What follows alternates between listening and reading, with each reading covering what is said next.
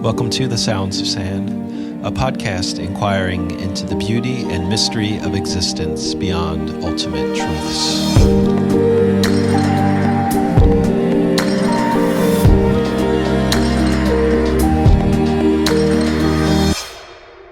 Good morning, good afternoon, good evening, wherever you're in the world. Welcome. My name is Maurizio Benazzo. My name is Zaya Benazzo. We are here hosting this event in the unceded territory of the southern Pomo and coastal Miwok, now called Northern California, Sebastopol. Do you want to start? Yeah, we have been wanting to create a space for grief. And for many of us who have been following the events closely since October 7, the genocide unfolding in real time in Gaza we have been all experiencing deep anguish in the face of the unbearable violence and cruelty we're witnessing. My heart has been breaking each day, seeing the horrors, the dehumanization happening in Gaza, the destruction of hospitals, of schools, of temples, and now the forced starvation, mothers struggling to feed their children. 1 in 3 children in northern Gaza is malnourished at the moment. And newborns are dying of hunger. We have seen mothers holding the bodies and kissing the bodies of their dead babies, of their dead children. This is a grief. This is unbearable anguish that those images are etched in our hearts. Once you've seen it, you can't unsee it.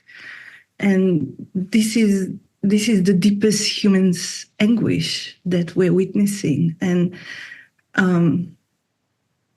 now we have seen over 15,000 children being killed in less than 7 months. And this has never happened in modern history, this amount of innocent life, of civilian life lost, mothers, children, doctors, journalists, humanitarian aid workers. So this is really a war we have been seeing on our shared humanity, a war on the sacredness of life. So we have invited Mirabai, Starr, and Mona Haydar to guide us into the territory of grief, to invite us to sit with the pain, to feel the pain. And for many of us, there is also already a lot of personal grief in addition to the collective. So these two they're actually one and the same in some way. And they're also the doorway to our shared humanity and to remembering the sacredness of our shared life, of all life. So thank you, Mirabai, and thank you, Mona. We will read formally your bios for those who don't know who you are, and then we'll welcome you to begin this meeting together. So let's start reading Mirabai. Mirabai Starr is an award-winning author of creative nonfiction and contemporary translation of sacred literature. She taught philosophy and world religions and now teaches and speaks internationally on contemplative practices and interspiritual dialogue. Mirabai helps mourner harness the transformational power of loss. Her latest book is Wild Mercy, Living the Fierce and Tender Wisdom of the Women Mystics.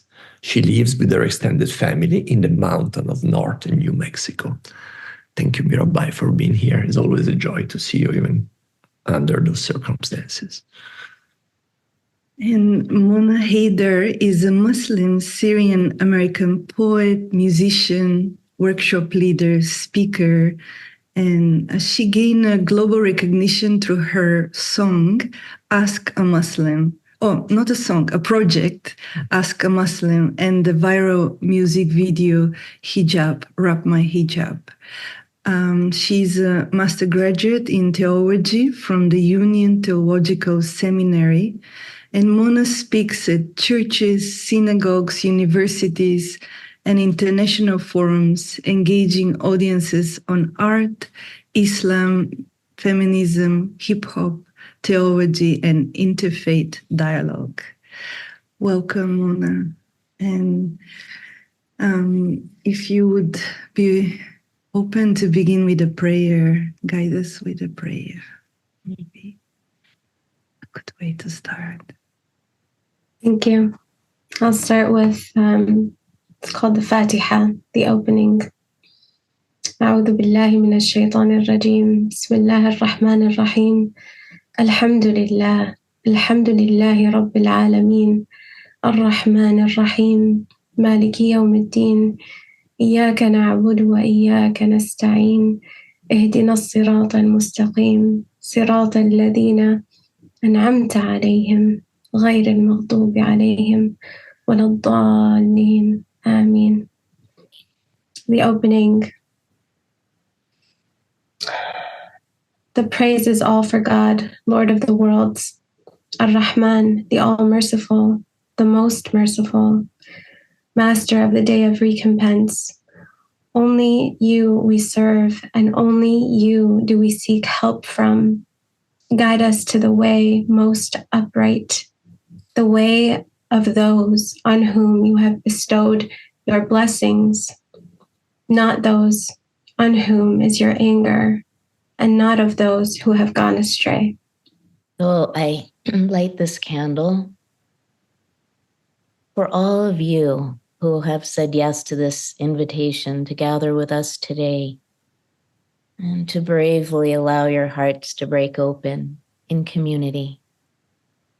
So I feel like we are a sacred circle, even though many of us are invisible by virtue of the technology, but we know we are together and that we are also surrounded by the ancestors of our genetic lineages, our families, going back in time and perhaps forward in time. Who knows what time is? And also all of the great guides of our spiritual lineages who gather with us whenever we dare to say, yes, I will be present for what is true. I will risk opening my heart, even in the face of confusion and anguish. Especially, we're not alone.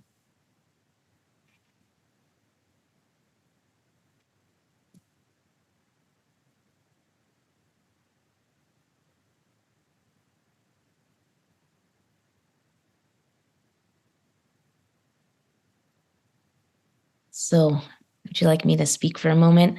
Yes, please.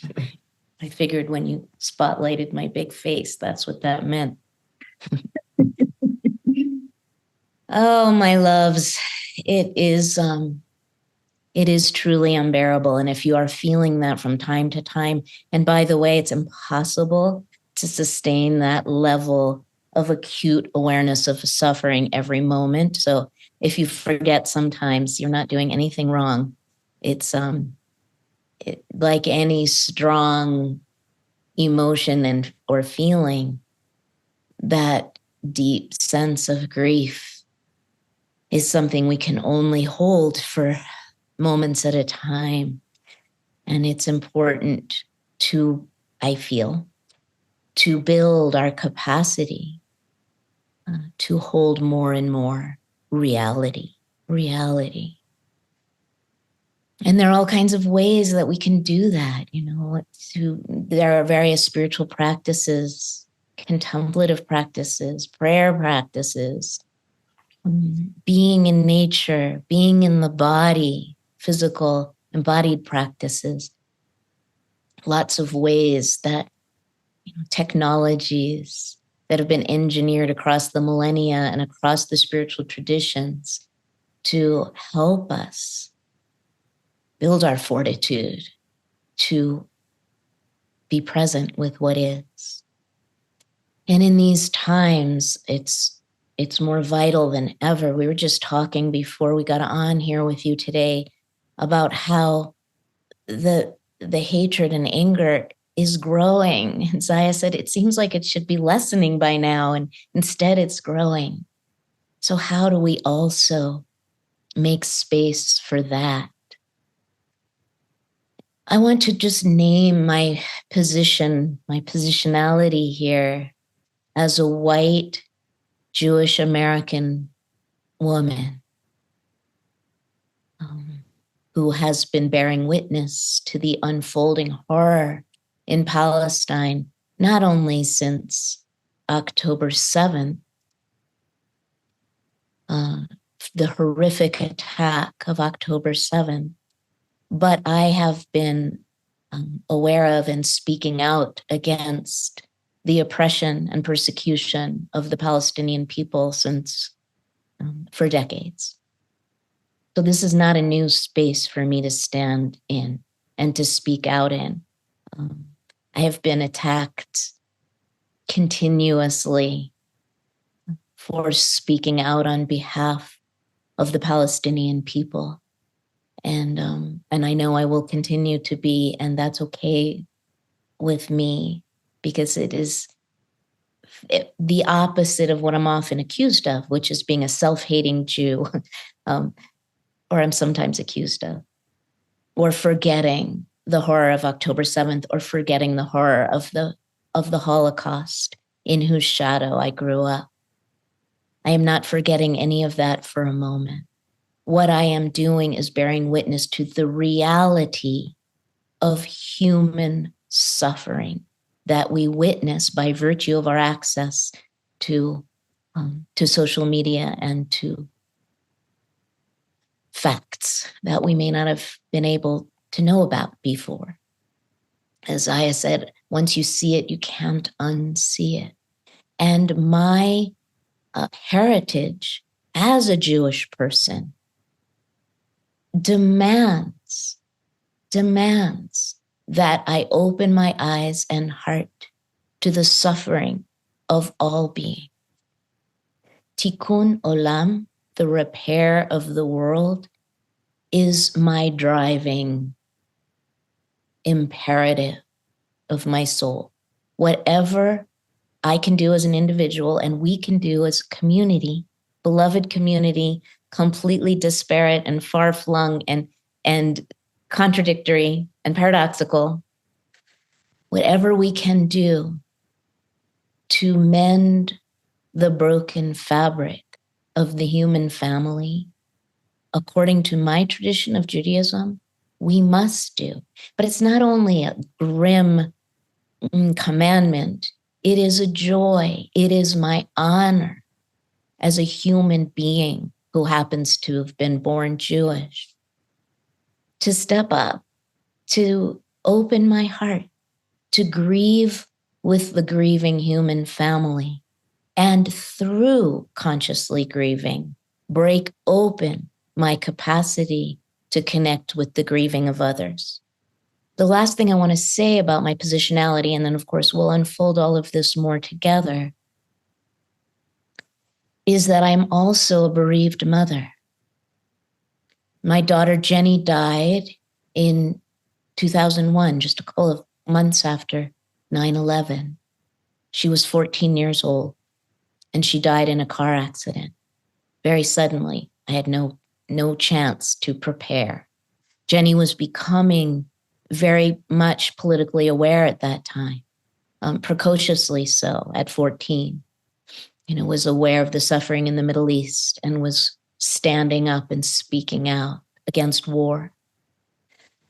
And so I'm also carrying her legacy. My child became my ancestor when she died. And in her honor, I also endeavor to be present to the truth of what is, which includes tremendous suffering in the world. I met Mona, I don't know how long ago now, Mona, You were in your early 20s.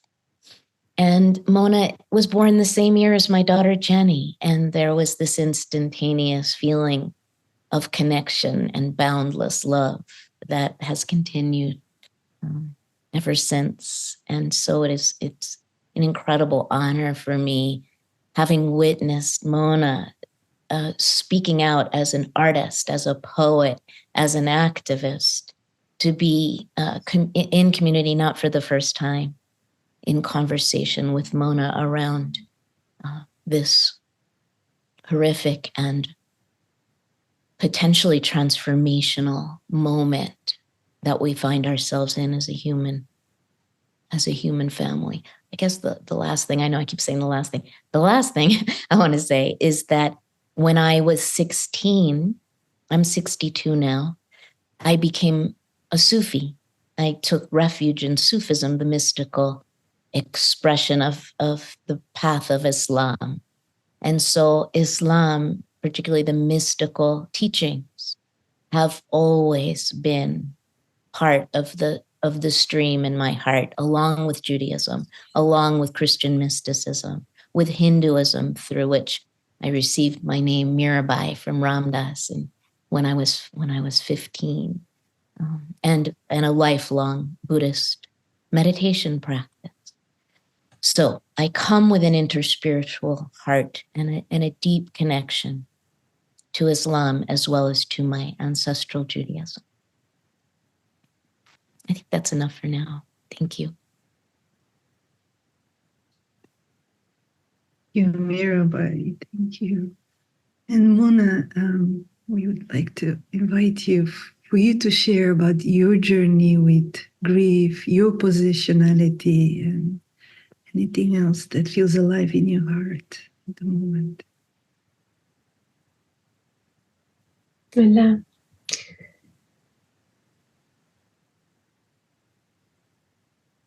I think it was 12 years ago that I met Mirabai on a mountaintop in New Mexico at a place called the Lama Foundation, where I also found myself after grief. My best friend had just passed away. It was the day of my 24th birthday when I found and sought refuge at Lama Foundation.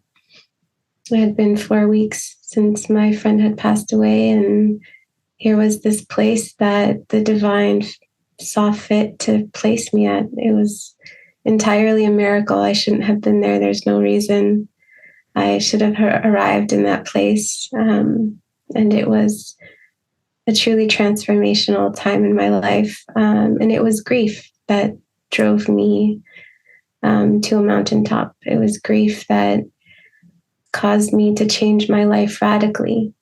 And so I know the power of grief. I know that its energy can be harnessed for good, for transformation, for expansion, if we allow it to.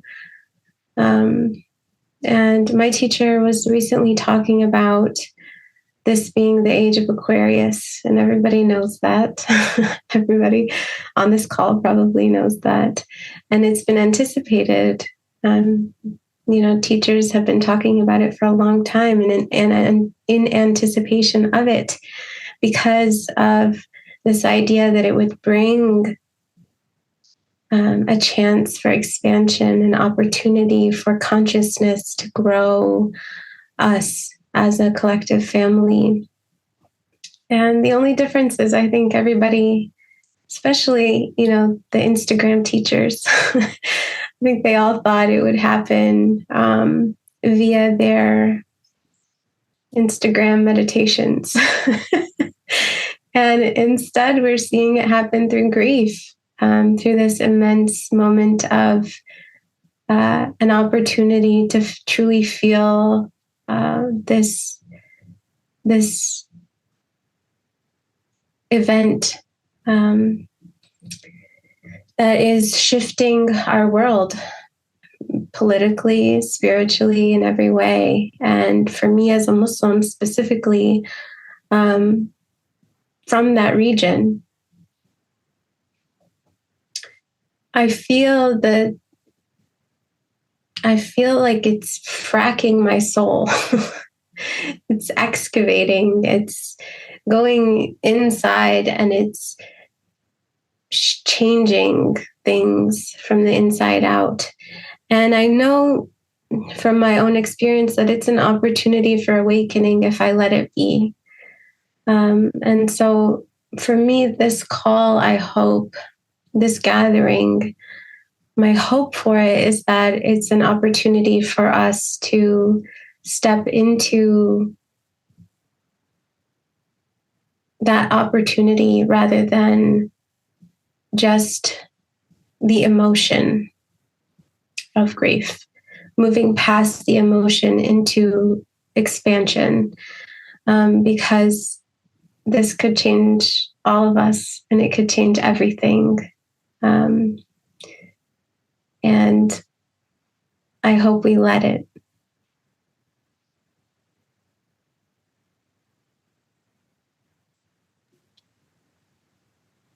Beautiful. Thank you, Mona. Let's see how, oops, not Maurizio.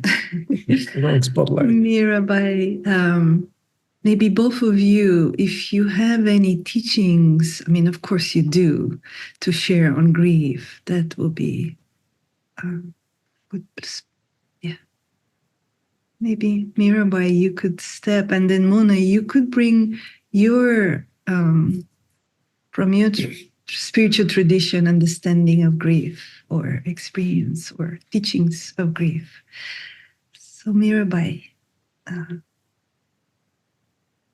Thank you. Yeah, I agree with Mona that the emotion of grief is a beautiful, sacred thing, and there's more.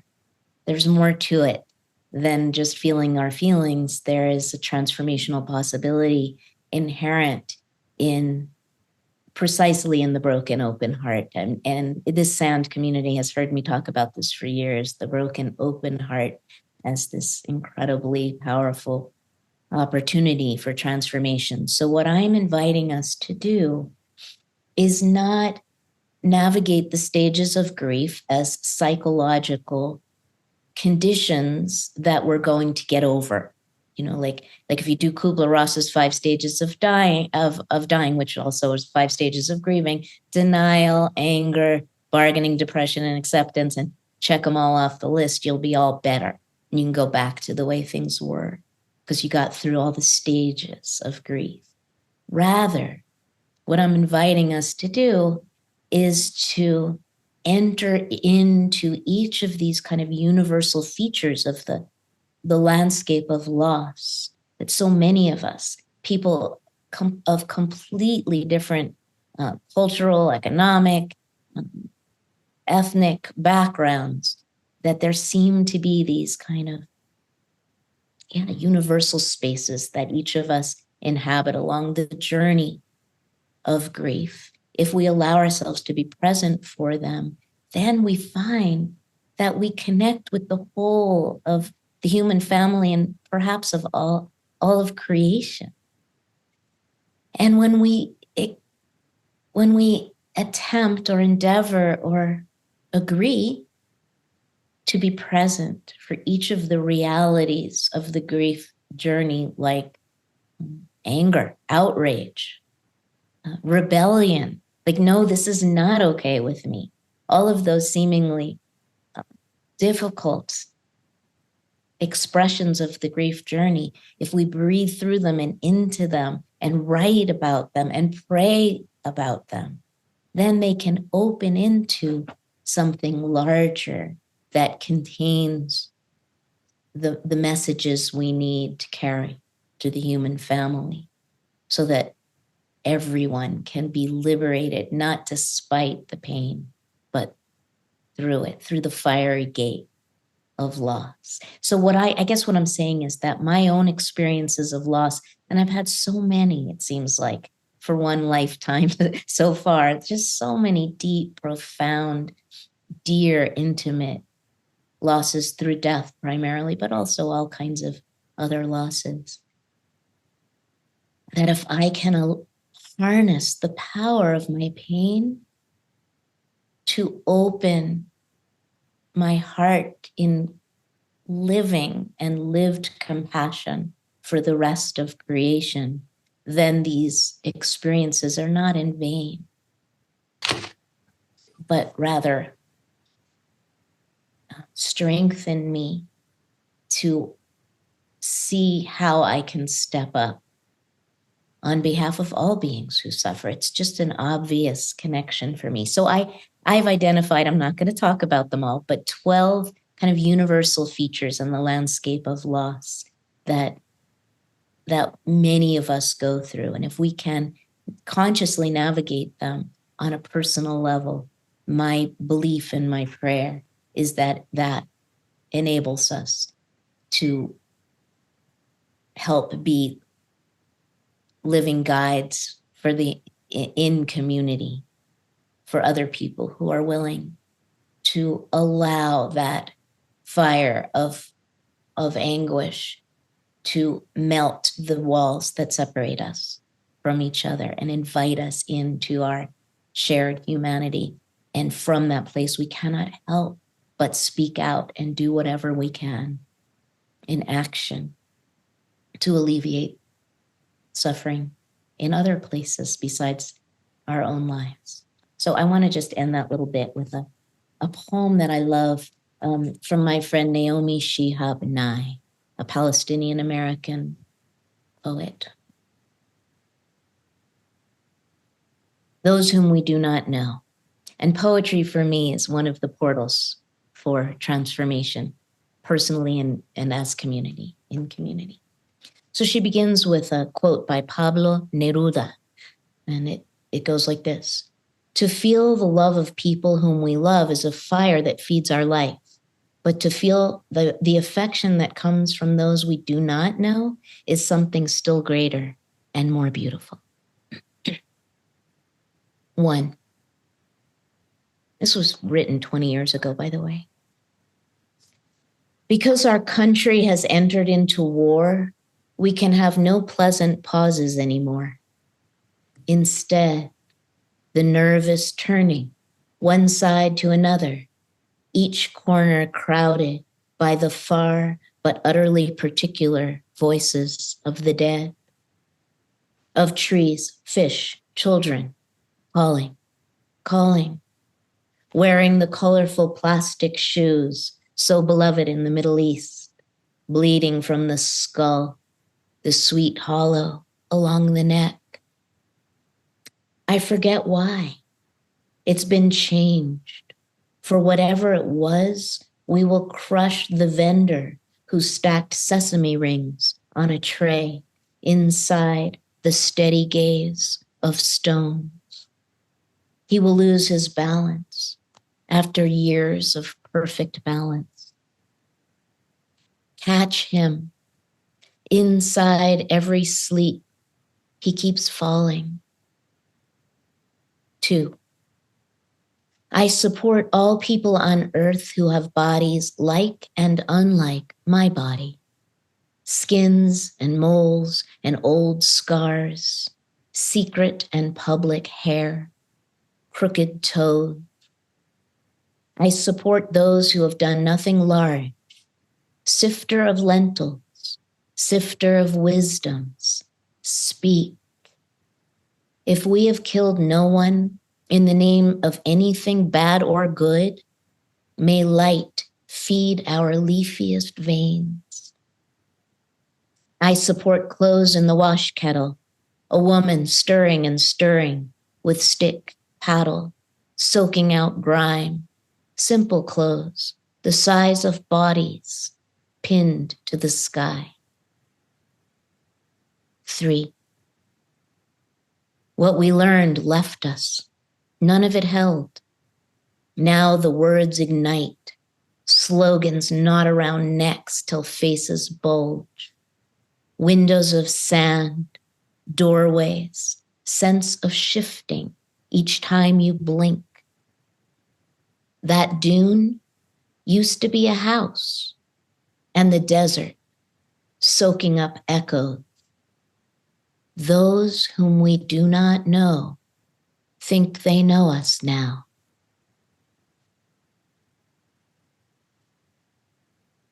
Those whom we do not know, by Naomi Shihab Nye.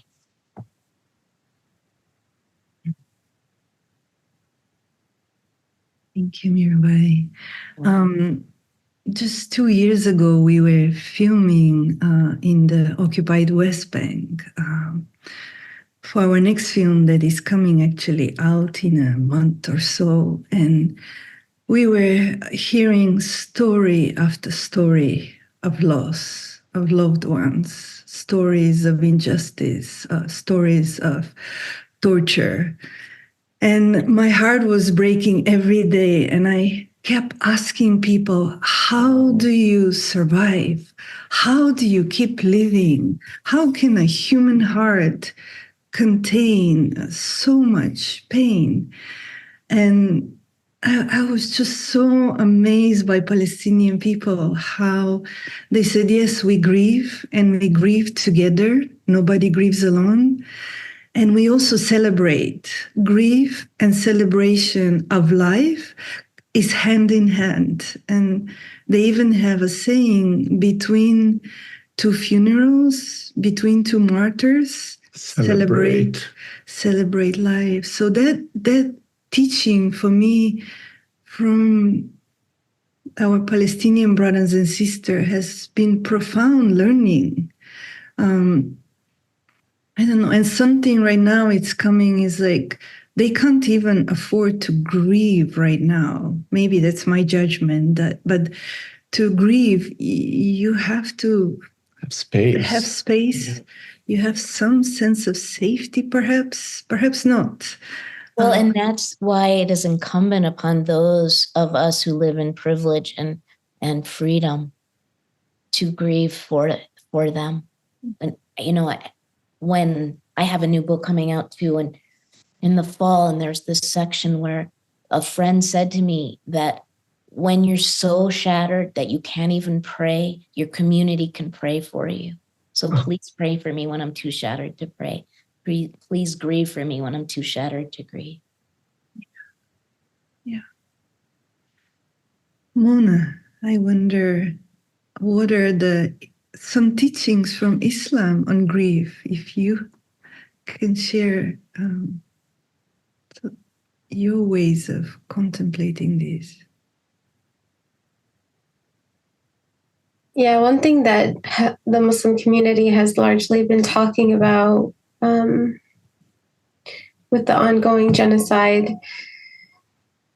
is how Palestinian faith is renewing our faith as a community, how it's healing the rifts in our belief, and how it's renewing our understandings of mercy, of compassion, of community. And so many people, it's really strange and shocking, but more people are becoming Muslim right now than ever before. As a result of what's happening in Palestine, people are opening up the Quran and reading it for the first time and finding their hearts broken open by what's happening in Palestine, but also by the answers they're finding within the theological framework that Palestinians themselves are using to process what's going on in their own lives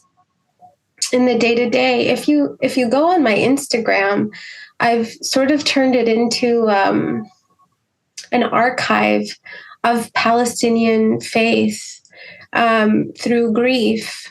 You'll see people holding their infant child in their arms who's wrapped in a funeral shroud that's, blood is seeping through this white shroud, and you can tell it's this tiny body, or you see it's a woman and she's grieving her husband or her son, or it's a young man in a room full of, these are real examples, a young man in a room full of cadavers, and he identifies his brother, and the first word you hear coming from their lips is Alhamdulillah, praise be to God. Thank you. and it's shocking for the nervous system. It's shocking for us who are not living through that they are tested with this immense tribulation, this calamity, an actual calamity in their life. And the first utterance they have is Alhamdulillah, praise and thanks be to God. And where does that come from? It comes from the belief and the knowledge that death is not the end. And I don't care what you call it, if you call it quantum physics and the transference of energy, or you call it the afterlife, it doesn't actually matter, because when you witness that, when you feel your beloveds after they've transitioned and you know that they are truly alive, how can you grieve, especially if you know they died for what they love, in the way of justice, in the way of liberation? And so, of course, their first moment of grieving is Alhamdulillah. Praise be to God. They're martyrs. How can we do anything but celebrate? And so people are like, this is weird. How can we understand this kind of grief, which gives thanks and praise for grief itself? And it's interesting because the Prophet Muhammad ﷺ, peace and blessings be upon him, when he was fleeing from people who were trying to kill him, from his own community, from his own tribe, they had attempted murder on him multiple times, to the point that he was like, okay, it's time to go. And he started his migration to Medina. He and his friend Abu Bakr found themselves in this cave, hiding from bounty hunters who were after them. And his friend was visibly perturbed. He was in grief. He was so concerned that they would be found and killed. And he felt like it was his fault. It was his responsibility to protect the Prophet Muhammad ﷺ. And he felt he wasn't capable. He was incapable of doing this massive thing, of protecting this man from this one of the most powerful tribes in Arabia at the time. And he couldn't bear it. He was grieving. He was weeping. He was feeling it so profoundly. And the Prophet Muhammad ﷺ in that cave said to him, La tahsan. His only words to him was, don't grieve. Inna Allaha ma'ana. God is with us. God is with us. How can you ever grieve when you know that God is truly with you? And if you truly believe that, and that is the basis of your perspective, of your vantage, if that's where you're coming from and moving from, all your actions, all your experiences, you know that you're held. You know that you're being moved through this world by a wise, loving, divine source. And if that's true, how can you ever grieve? And that's where their faith is coming from in Palestine. Inna Allaha ma'ana. And you hear them say it. You hear them repeat these phrases of the Prophet, these verses from the Quran. Inna Allaha ma'ana. They say, there's a verse, it's from the second chapter of the Quran, the cow, and it says, those whenever a calamity befalls them, they say, lo, unto God we belong, and unto him we are going to return. If you know that that's your end, and that you're only returning to your beloved, how can you grieve? And I'll just end with the story of Maulana Jalaluddin al-Rumi. And he tells the story of an ant on a massive Persian rug. And this ant is bushwhacking its way through every single fiber, thinking it's never going to make it out alive. It's just deep in the struggle, in the suffering of the battle, the onslaught of every single fiber.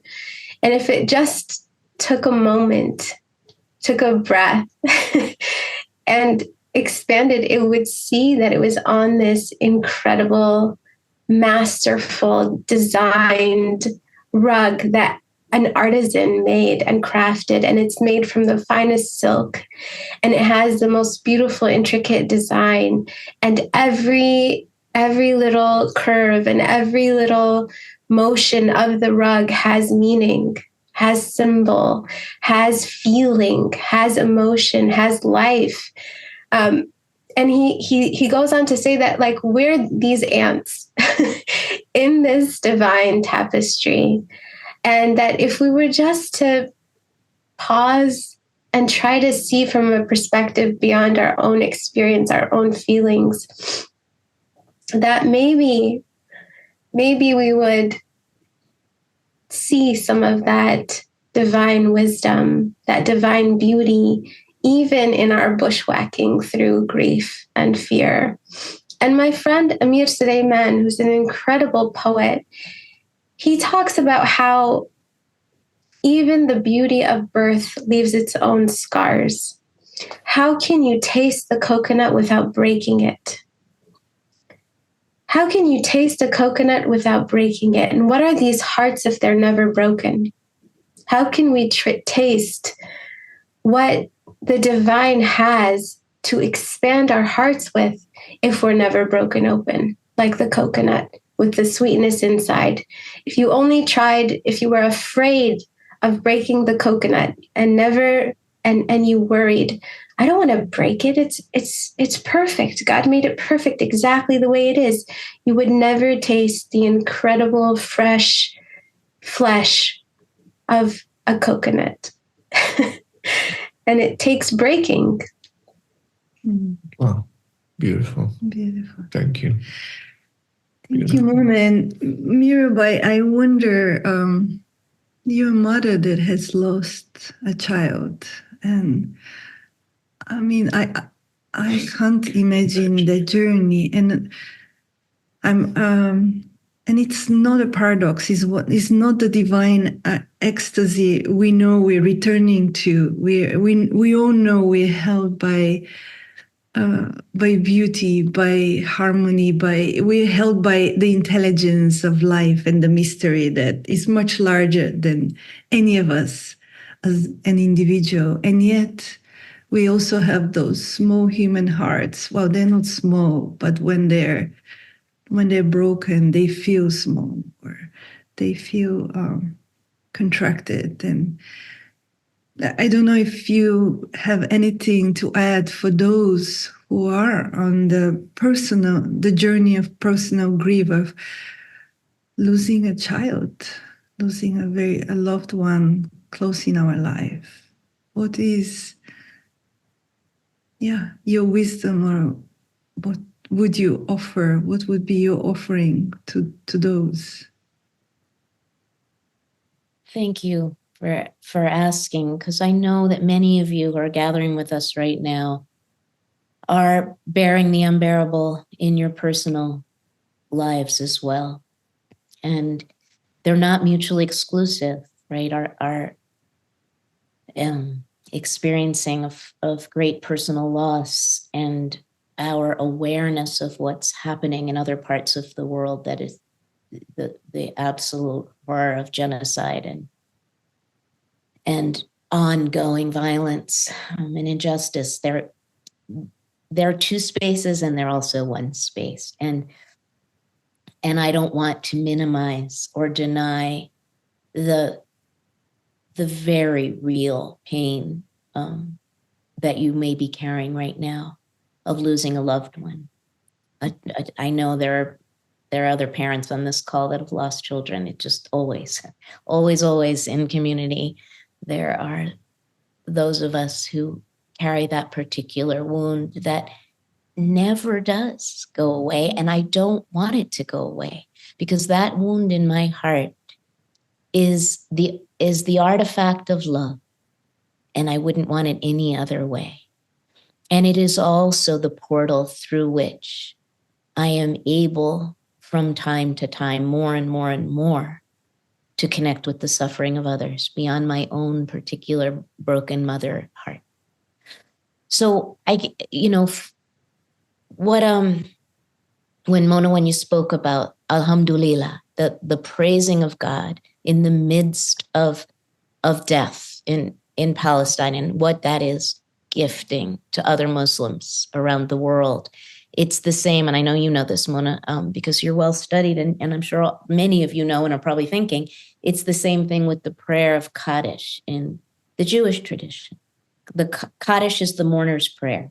Never once mentions death or grief. It is a prayer in praise of God.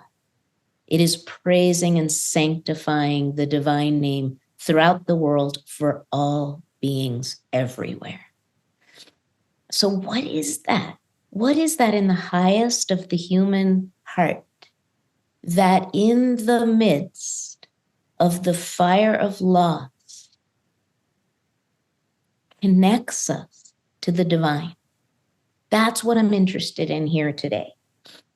I'm interested in each of you, your access point to the presence of the sacred, not despite, but through the fire of grief and loss. Because I think almost everyone I've ever known who has experienced great sorrow, if pressed, will it confess or freely volunteer that the fragrance of the divine is emanating from the embers or from the coals or even from the flames of great loss, of unbearable anguish. And so that's why if we can stay present, I know it feels like it's going to kill us, and it is. That's the thing. These great sorrows do kill us. I don't remember how to say it in Arabic, Mona. You can remind me. Die before you die. It's a hadith, isn't it? The Prophet Muhammad. Die before you die. That's what we're being invited to, friends, to allow this horror, this pain, this compassion, this love to break us open, yes, and to eradicate the old self that hardened its heart against the truth of interconnection. So let it go. I mean, there's a translation of Rumi, I can't remember, from my youth that was, first I was raw, then I was cooked. Now I am burned. Praise the burning. Praise the burning. Oh, so for those of you who are grieving, here's my counsel. Allow yourself to burn. That burning is your loving. And know that you're not alone, that we grieve with you. And when you can't bear it, we bear it for you together. But don't turn away. You can turn away if you want to. Sometimes you have to. But if you can, as an offering of love, not as a grim determination to be spiritual, no, but as an offering of love on the altar of your relationship to the one you are grieving, stay present with tenderness for your own beautiful broken heart, and not check out and not spiritually bypass it and not slap pretty theological concepts on it to tie it in a bow and say, okay, I'm spiritual enough that I'm not gonna let this grief take me down. No, you're human enough that the gift of your love may transform you.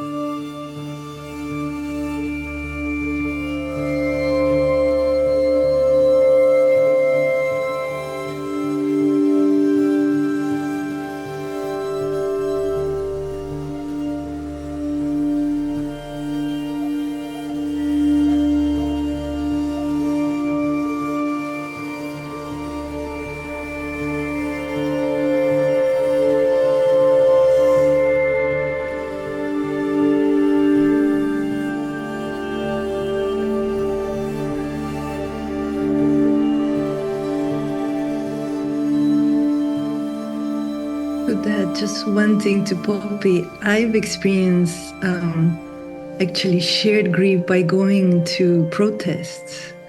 That's another way to meet in person like-minded, like-hearted human beings that feel the same way. So don't underestimate the power of gathering together and being together in grief and also in rage. Rage is part of grieving. Yeah. So we have come to the end of our time together. I'm sorry, Jake, we could not get to your question. Next time, hopefully, yeah, there will be more time. Before we complete, I also wanted to share that we have a fundraiser for a family in Gaza. Lisa will share in the chat the campaign, Basil and his family, and you have their story and pictures. So if you feel inspired, that's another way to participate in our shared grief. And Mona, maybe you can guide us through a closing prayer, or Mirabai as well. Help us complete this time together. This is called a prayer for Palestine. Praise be to you, Lord of the worlds. You alone we call upon. Only you can handle it. Only you can heal it. Only you can hold it, and only you can change it. We are weak, small, and even in our millions, we cannot change a single thing until you see fit to change it. You are all powerful, all merciful, the most pardoning, and you love to pardon, so pardon us. You are the most generous, and you love to give, so give us. And we ask you with all sincerity and all humility to help the people of Palestine and all oppressed people everywhere. We ask you to expand their breasts and ease their breaths. We ask you to give them success over their oppressors. We ask you to show the world the truth as truth and falsehood as falsehood. We ask you to fill the hearts of the oppressed with patience, with purpose, with passion, with presence. And we ask you to pour out from your mercy and your generosity and your tenderness, which is infinite and eternal. Heal their sick, mend their wounds, fill their hearts with your solace, your peace. You are the most merciful of all possible mercy. Make them steadfast, give them victory, give them peace, give them victory. Give them peace. Give them you. You give victory to those who give victory to you. Give them peace and give them you. Amen.